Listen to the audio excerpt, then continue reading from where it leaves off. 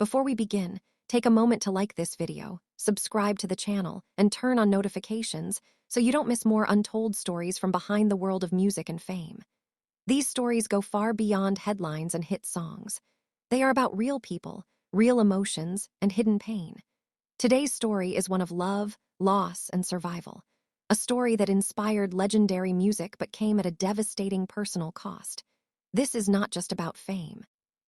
This is about a woman whose life was quietly broken and rebuilt.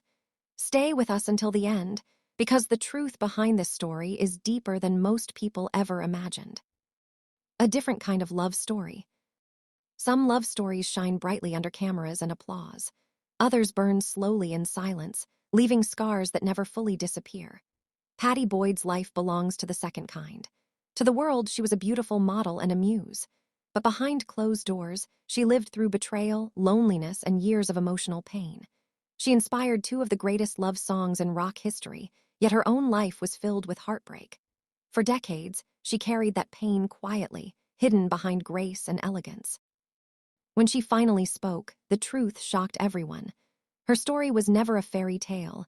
It was a survival story. Early life and hidden loneliness. Pattie Boyd was born in 1944, growing up between England and Kenya. Her childhood was unstable, marked by her parents, separation, and years spent in boarding schools. That early sense of abandonment shaped her deeply. Even surrounded by people, she often felt alone. She learned how to endure silence, how to survive without being seen. These early experiences quietly prepared her for a future where she would be admired by millions, yet emotionally neglected by those closest to her. Long before fame entered her life, loneliness had already taken root. London's swinging 60s. By the early 1960s, London was alive with creativity, rebellion, and change. Pattie, barely out of her teens, was swept into the fashion world. Her natural beauty, soft confidence, and distinctive look made her stand out instantly. She modeled for top magazines like Vogue and worked with legendary photographers who defined the era. She became one of the faces of the swinging 60s. On the surface, her life looked glamorous and exciting. But beneath the success, she was still searching for emotional security and belonging. Meeting George Harrison. In 1964, fate stepped in when Pattie landed a small role in A Hard Day's Night, the Beatles' first film. That single moment changed her life forever. On set, she met George Harrison, the quiet and intense guitarist of the world's most famous band. He was instantly drawn to her and famously asked her to marry him the very first day. She laughed it off, explaining she already had a boyfriend. But destiny wasn't finished. Months later, they met again, and this time, something clicked. A fairytale marriage begins. Their relationship moved quickly, mirroring the speed of the world around them. On January 21, 1966, Pattie and George married in a small private ceremony. That same day, the Beatles released Yellow Submarine. They were young, beautiful, and standing at the center of global fame. To the public, they looked like the perfect couple.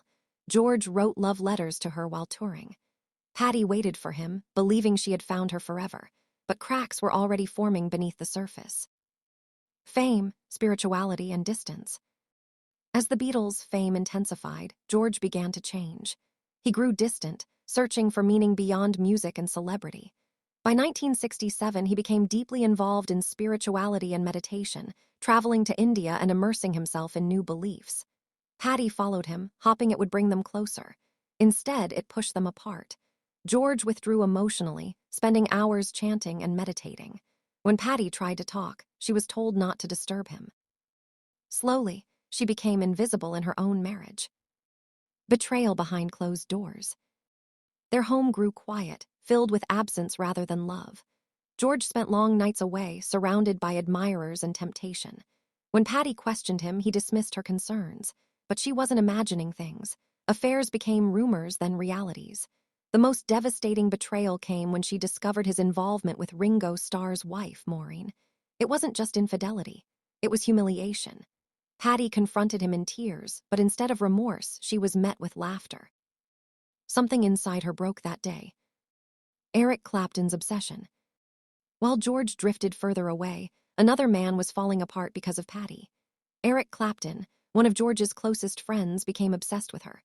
What began as admiration turned into overwhelming love. He sent her secret letters, pouring out his feelings. One of those letters inspired Layla, a song born from longing and despair. When Eric played it for her, Pattie felt conflicted and frightened by the intensity of his emotions. His love was powerful, but it was also dangerous. Addiction and emotional chaos. When Pattie refused to leave George, Eric spiraled into heroin addiction. He believed life was meaningless without her.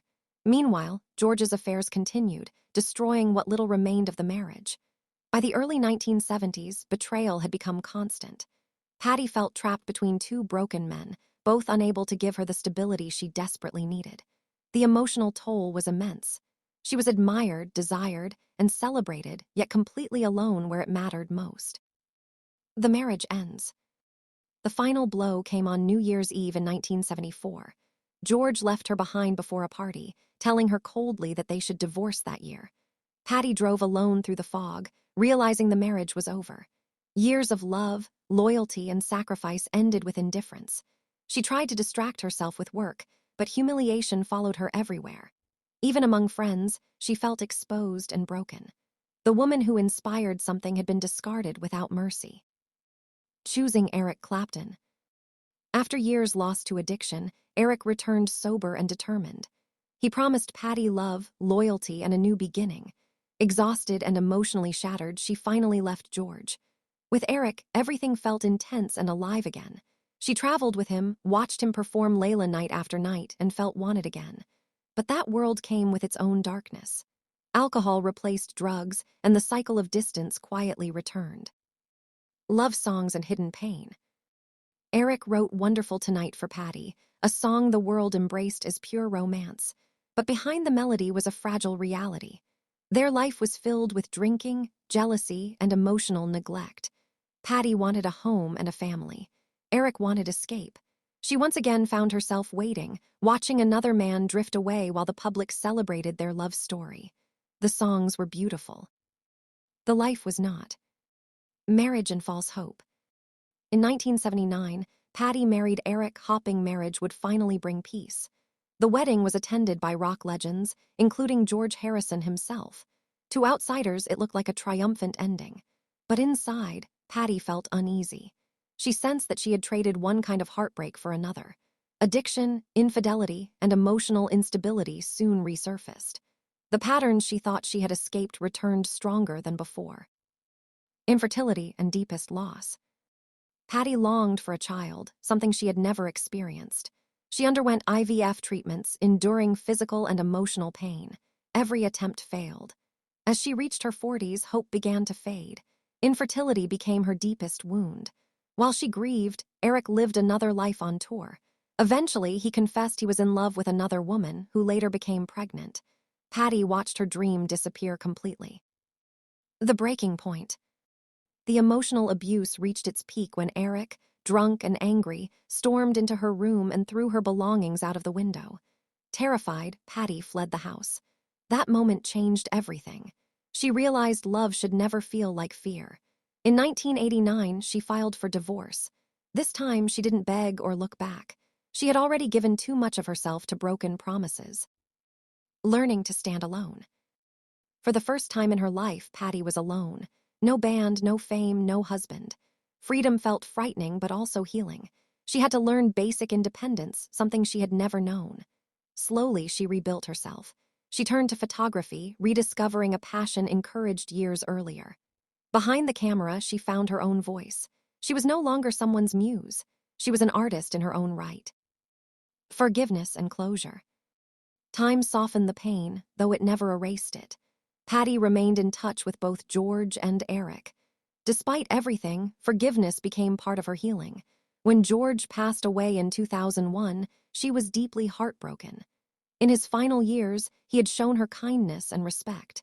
She also worried for Eric after the tragic loss of his son, proving her compassion had survived everything. Telling her truth.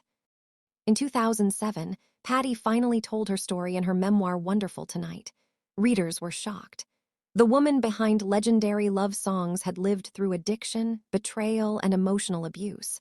But her story was not about blame. It was about honesty, growth, and forgiveness. She admitted her mistakes and wished she had loved herself sooner. That honesty transformed how the world saw her. Peace at last. By her 80s, Pattie Boyd found peace. She continues to share her photography and speak about resilience and self-worth. When asked who was the true love of her life, she answered softly, George Harrison, not out of nostalgia, but truth. Her life was filled with beautiful music and deep pain. But in the end, she found her own rhythm. Now tell us, who do you think truly loved Pattie Boyd more? Share your thoughts in the comments, and don't forget to like, share, and subscribe.